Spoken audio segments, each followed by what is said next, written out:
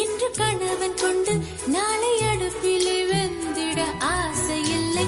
முதலில் மாலை சுட்டும் பிறகு விலங்கும் புட்டும் உங்கள் கசமுச கல்யாணம் தேவையில்லை. ஐயோ கல்யாணம் வேணாமா, ரோட்ட மாத்து.